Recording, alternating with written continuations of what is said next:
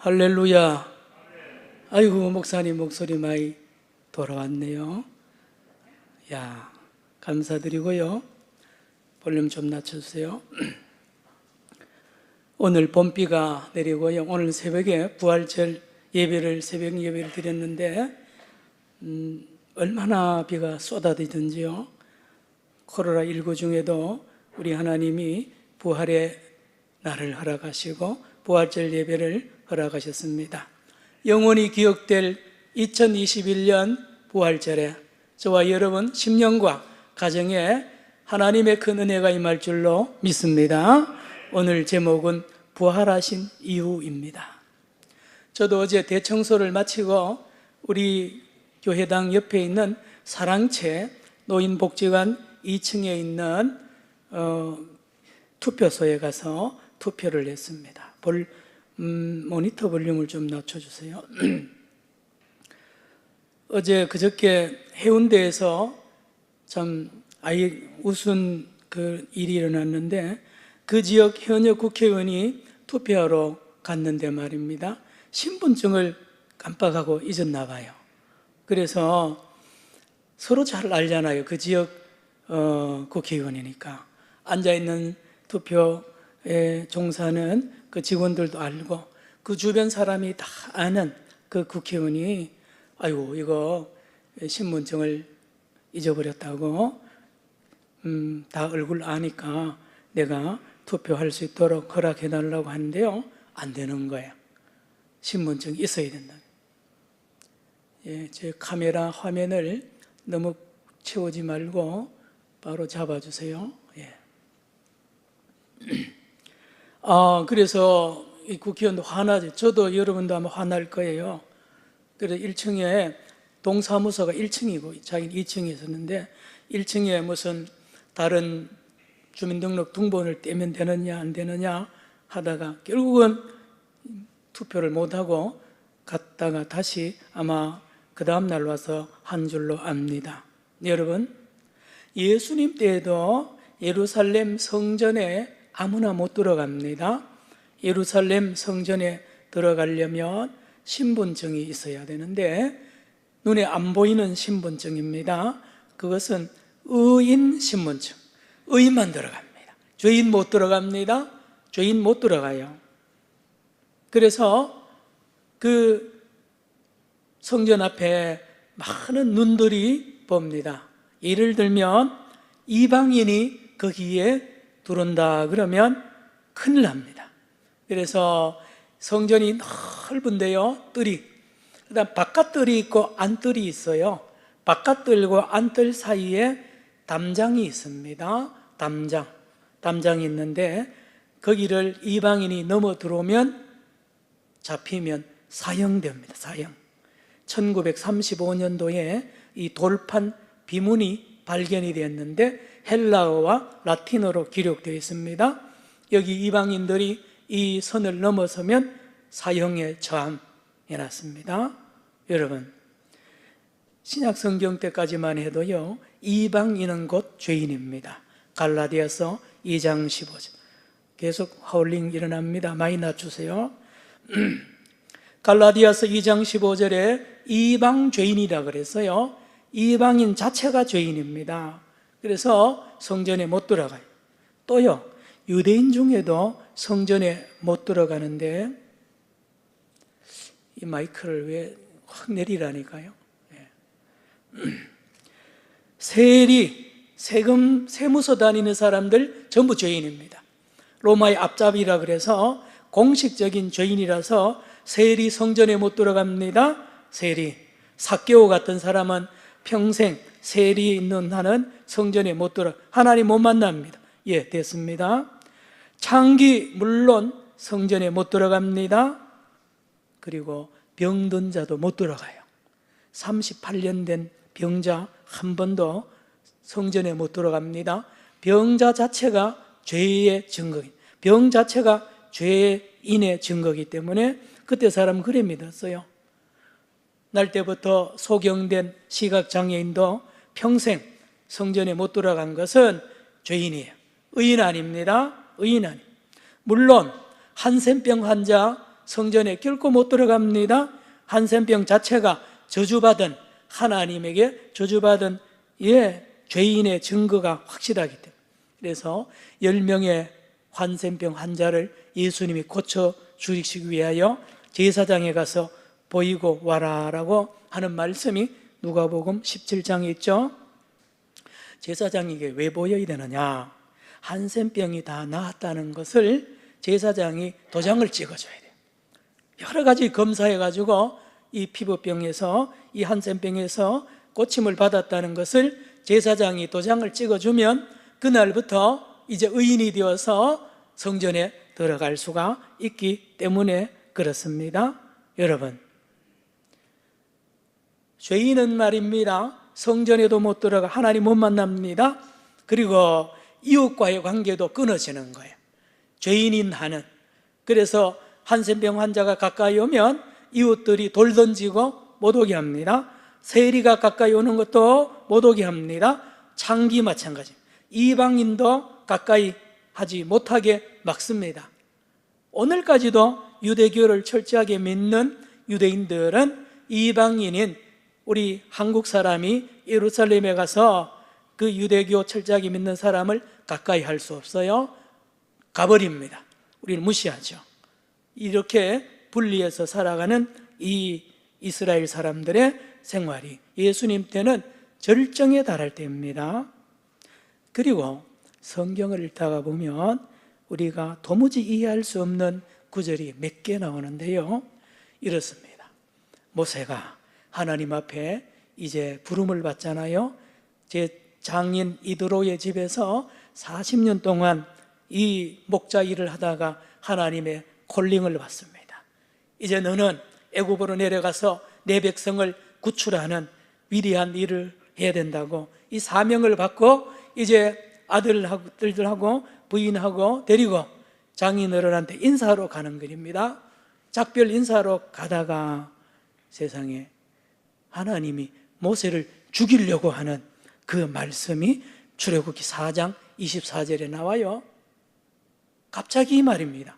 조금 전까지 이 하나님하고 모세가 이야기했는데요, 조금 있다가 모세를 갑자기 죽이려고 하니까 이 십보라라는 이 모세의 아내가 아들의 그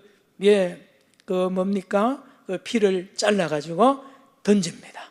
그랬더니만 이제 하나님이 이 모세를 살려주는 이 기록이 출애굽기 4장에 나옵니다. 여러분, 피난편이란 말이 나왔죠. 구약 시대의 제사 제도를 여러 가지로 이해할 수 있는데 이렇습니다. 죄인들이 유일하게 하나님을 만날 수 있는 길이 제사입니다. 제사를 지내면서 비로소 하나님을 만나게 하는 것이죠. 자기가 죽는 대신에 짐승의 피를 바쳐서 하나님 앞에 속죄함을 받아야 하나님을 만날 수가 있는데 직접 못 만납니다. 제사장이 대신 만나는 거죠. 그리고 7월 10일이 되면 이스라엘 달력으로 7월 10일, 우리 달력으로 음력 8월 10일입니다. 이날은 대속죄일입니다. 1년에 한 번 대제사장이 염소의 피를 하나님 앞에 드리고 하나님 앞에 비로소 지성소에 들어가죠. 성소를 지나서 지성소에 들어가려면 휘장이 딱 가리고 있습니다. 커튼이 두께가 10cm 이상이 되고요, 굉장히 든든한 이 휘장이 가리고 있는데 그 휘장을 열고 대제사장이 1년에 한 번 이스라엘 백성 전체를 대신해서 가서 하나님을 만나주는 대속죄일이죠. 우리 옛날 이야기에 견우와 증녀가 만나죠. 1년에 한 번. 무슨 다리에서 만나죠? 오작교.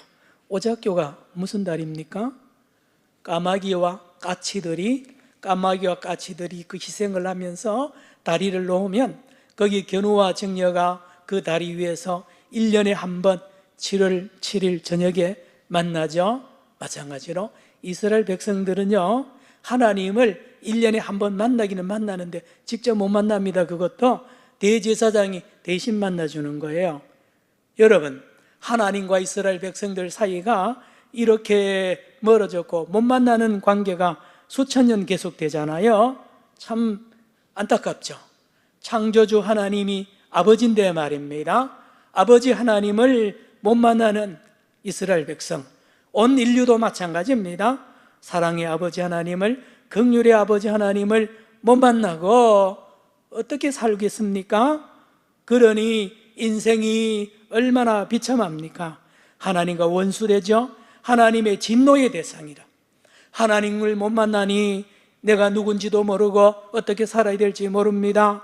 되는 대로 삽니다. 비참하게 사는 거죠. 동양 사람, 서양 사람, 후진국, 선진국 관계없습니다. 생지옥입니다. 아비규환입니다. 약육강식에 유전, 무죄, 무전, 유죄입니다.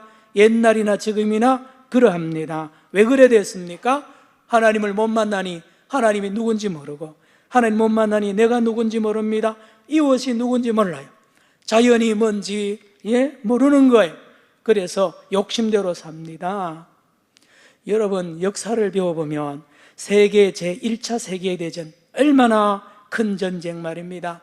그만큼 치렀으면 다시 전쟁 안 해야 되잖아요. 2차 세계대전 또 일어나죠. 지금 미국하고 중국이 서로 전쟁하려고요. 얼마나, 남북은요 70년 됐는데도 아직 전쟁을 그치지 않고 휴전하고 있잖아요. 왜 그렇습니까? 하나님 못 만나서 그래. 이웃을 누군지도 모릅니다. 하나님 누군지 모릅니다. 코로나19도 그런 거 아닙니까?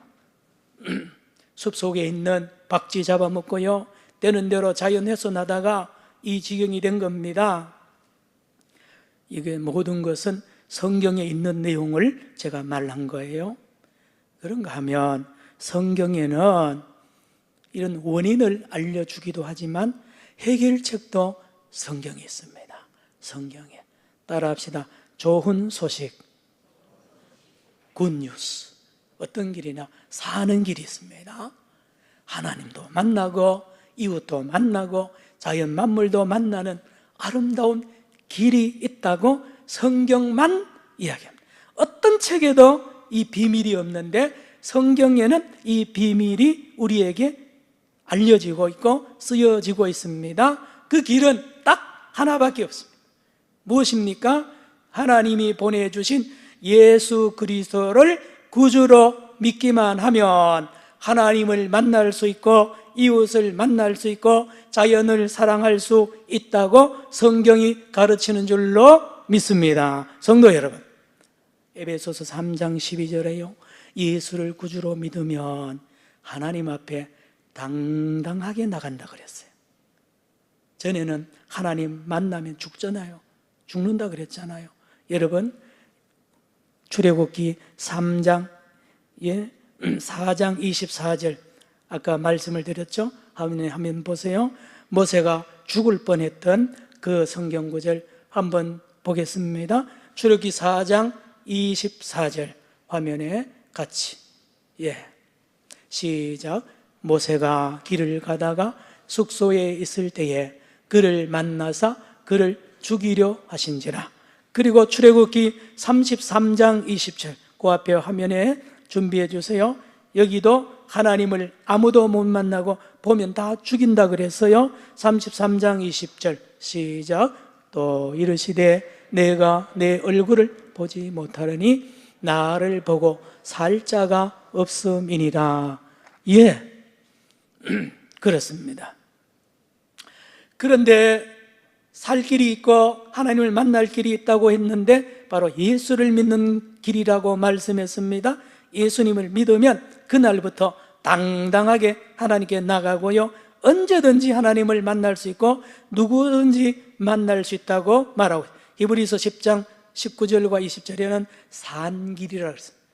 전에는 죽음의 길인데요, 산길을 예수님이 열어놓았다고 말씀하고 있고, 그 길로 예수 안으로 들어가서 예수의 길로 들어가면 어떻게 되느냐? 하나님이 웰컴합니다. 웰컴. 죽이는 것이 아니라 끌어안고 입을 맞추고요, 그렇게 기뻐하고 하나님의 사랑을 듬뿍듬뿍 받는 길을 우리 주님이 여시로 이 땅에 오신 줄로 믿으시기를 바랍니다. 그 길을 하나님 만나면 다 끝납니다. 하나님을 날마다 만나고 언제든지 만나면, 어디서나 만나면 끝나는 거 아닙니까? 제가 초두에 성전 들어가려면 신분증이, 의의 신분증이 있어야 된다고 그랬죠. 의인만 들어간다 그랬죠. 예수님이 이 땅에 오셔서 십자가를 지신 것은 저와 여러분이 지은 죄를 다 예수님의 피로 깨끗하게 씻으시고, 다음 부활하신 것은 왜 부활했느냐?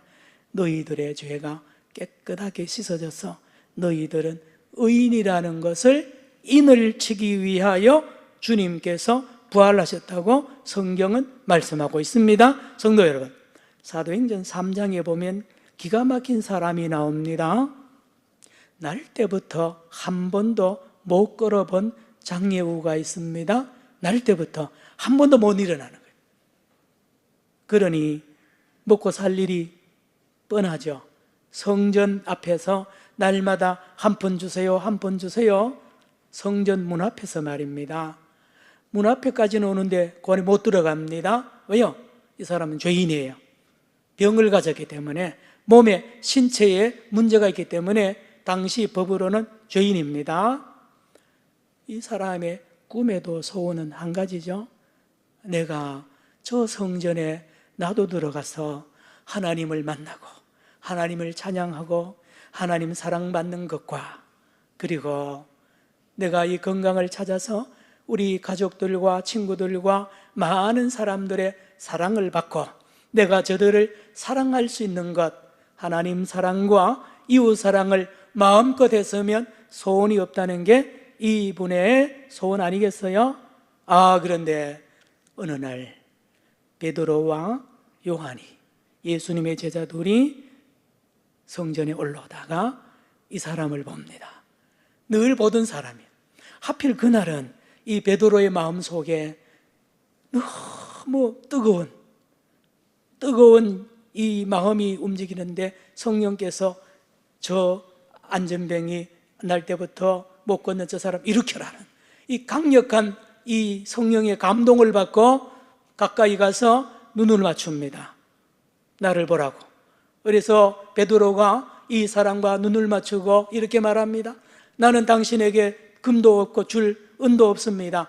그러나 나사렛 예수의 이름으로 일어나 걸으라고 말씀을 했는데, 세상에 그 자리에서 벌떡 일어나는 기적이 일어났습니다. 할렐루야. 그래서 이 사람은 벌떡 일어나서 보니까 기가 막히잖아요. 껑충껑충 송아지처럼 뛰면서 어디 갔습니까? 성전에 들어갔어요. 평생 못 들어가던 그 성전 들어갑니다. 왜요? 의인의 신분증을 받았거든요. 자기 몸이 나았기 때문에 하나님이 치료했다는 것입니다. 죄가 없어졌다는 증거 아닙니까? 그리고 성전에 가서 하나님께 예배드리고 가정과 친구들 마음껏 만납니다. 건강하니까요. 놀랍죠? 예수입니다. 예수. 부활하신 예수님이 이렇게 한 사람을 자유케 하십니다. 이방인들도 그런 은혜를 받습니다. 사도행전 10장에 보면 로마 군인 고넬료로 나옵니다. 백부장, 로마 장교입니다. 이 사람은 이방인이기 때문에 하나님을 못 만납니다. 하나님의 성전에 못 들어가요. 그런데 이 사람이 예수님을 믿고 어떻게 됩니까? 하나님께 나아갈 뿐만 아니라 많은 사람들을 사랑하게 되는 놀라운 일이 이 고넬료, 이방인, 고넬료뿐 아닙니다. 모든 이방인들이 누구든지 예수를 믿는 자마다 자유롭게 날마다 어디서나 하나님을 만나고 하나님 사랑하게 되고요, 예배드립니다. 찬송합니다. 그 속에 저와 여러분도 들어가 있습니다. 이게 당연한 이야기인데요, 유대인이 우리를 보면 이상합니다. 유대인들이 우리가 하나님을 예배하고 우리가 성경 읽고 찬송하는 거 보면 이상하게 생각해요. 너는 이방인인데, 제가 예루살렘에서 여러 번 유대인들 만나, 너는 이방인인데 어떻게 하나님의 이름을 감히 부르느냐고, 예배를 어떻게 드리느냐고, 찬송을 어떻게 부르느냐고 이렇게 무시하는 경험을 많이 한 적이 있습니다. 성도 여러분, 놀라운 일이죠. 이제 누구든지 언제나 어디서나 예수를 믿기만 하면 하나님 앞에 당당하게 나가고 하나님 사랑받고요, 이웃을 사랑하는 영생의 삶이 예수 안에서 이루어지게 되었습니다. 여러분, 예수를 믿는 사람은 그날부터 의인 신분증이 발급이 됩니다. 의인 신분증. 여러분, 신분증에 반드시 도장이 찍혀야 됩니다. 여러분, 공문서에 도장이 안 찍히거나 사인이 없는 것은 그 안에 내용이 다 헛된 것이죠. 오늘 본문 4장 25절 다시 읽습니다. 화면 보세요. 로마서 4장 25절에 놀라운 말씀이 기록되어 있습니다. 시작. 예수는 우리가 범죄한 것 때문에 내줌이 되고 또한 우리를 의롭다 하시기 위하여 살아나신. 다시 읽습니다. 시작. 예수는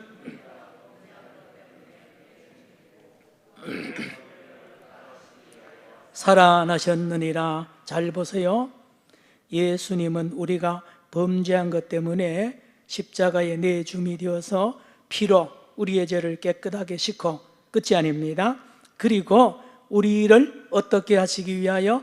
의롭다 하시기, 우리가 의인 되었다는 것을 증명하시기 위하여 부활하셨다고 말씀을 하고 있습니다. 로마서 4장 몇 절요? 25절. 오늘 이후로부터 로마서 4장 25절을 암송하기를 바라고 이 한 주간에 특별히 깊이 묵상하시기를 바랍니다. 여러분, 예수를 믿는다는 것은, 크리스찬이라는 것은 뭘 말하는지 아십니까? 예수 그리스도께서 십자가를 지셔서 내 죄를 대속해 주신 것과 또 하나요, 부활하시는 것을 믿는 사람을 크리스찬이라 그럽니다. 이렇습니다. 예수님이 부활하지 않고 무덤에 지금까지 계속 있다고 하면 예수님은 죄인입니다. 예수가 죄가 있다는 것을 증거하는 거예요. 부활하지 않고 무덤에 갇혀 있다면. 그런데 예수님은 부활하셨다는 것입니다. 부활하셨기 때문에 예수님은 죄가 없다는 것을 증명하신 것입니다. 예수님이 부활하셨다는 것은 죄가 없으신 분이 죽으셨어요. 그러면 누구 죄 때문에 죽었느냐? 당신의 죄가 아니라 저와 여러분, 온 인류의 죄를 대신하여 처형을 당하셨다는 것을 증명하는 것입니다. 성도 여러분, 부활입니다. 부활. 그리고 예수님이 부활하셨다는 것은, 더 중요한 것은 무엇입니까? 예수님이 십자가의 이 대속의 놀라운 이 사역이 성공했다는 것을 증거합니다. 이렇습니다. 예수님이 부활하지 않고 지금도 무덤에 계시면 저와 여러분의 죄는 그대로 있습니다. 그렇죠? 예수님이 부활하지 않았으면 당신의 죄 때문에 죽은 거예요. 어떤 사람이요, 외상이 몇십억이 있어요. 그래서 그 외상을 갚아야 될 거 아니에요? 몇십억 외상이 있는데 또 몇억 외상이 있는 사람을 대신하여 빚을 갚아봐야 아무 기능이 없어요. 원래 자기 빚 갚기도 부족하잖아요. 예수님이 죄가 큰데 우리 죄를 대속할 수가 있나요? 그래서 예수님이 부활하셨다는 것은 저와 여러분이 지은 모든 죄, 저와 여러분이 지은 모든 빚을 우리 주님께서 한꺼번에 다 갚았고 지금은 빚이 없어졌다는 것을 증명하는 영수증이 부활인 줄로 믿으시기를 축원합니다. 축원합니다. 그래서 예수님이 도장을 찍어준 거예요. 빚 없어졌다. 너는 의인이다. 너는 의인이다. 그래서 누구든지 예수를 구주로 믿으면 그 순간부터 의인이 되어서 하나님 앞에 당당하게 나가고요, 이웃을 마음껏 사랑할 수 있고요, 자기 자신을 사랑하고 자연을 사랑하게 되어 있습니다. 화면을 보세요. 고린도전서 15장 17절 이렇게 기록이 되어 있습니다. 고린도전서 15장 17 시작. 그리스도께서 다시 살아나신 일이 없으면 너희의 믿음도 헛되고 너희가 여전히 예수가 부활 안 했으면 우리 죄가 그대로 남아있는 거예요. 예, 고린도전서 15장 17절도 로마서 4장 25절과 함께 서로 쌍이 되어서 우리에게 엄청난 은혜를 주는 말씀입니다. 새봄이 왔어요. 봄이 오면 이제 여성분들은 외출을 하고 싶고 코로나만 없다면 얼마나 많이 다니고 싶잖아요. 옷이 필요합니다. 옷. 장롱을 열면 옷은 많은데 뭐는 없어요? 입을 게 없어요. 남자들이 도무지 이해하지 못하는 그 말. 아이고, 입을 옷이 없네. 천진데 말입니다. 예, 여러분 결혼식장에 갈 때도 맞는 옷이 있고요. 그렇잖아요. 옷이 있어야 사람 만납니다. 옷. 특별히 신부는 옷을 가장 아름다운 웨딩드레스가 있어야 신부 결혼식장의 주인공이 되잖아요. 그런데 아담과 하와가 범죄한 이후로 하나님 앞에 못 나가잖아요. 그래서 겨우 무화과 나무 잎을 엮어가지고 옷을 대충 걸쳤는데 불안해서 못 움직이죠. 왜 그 자꾸 처지면요 큰일 납니다.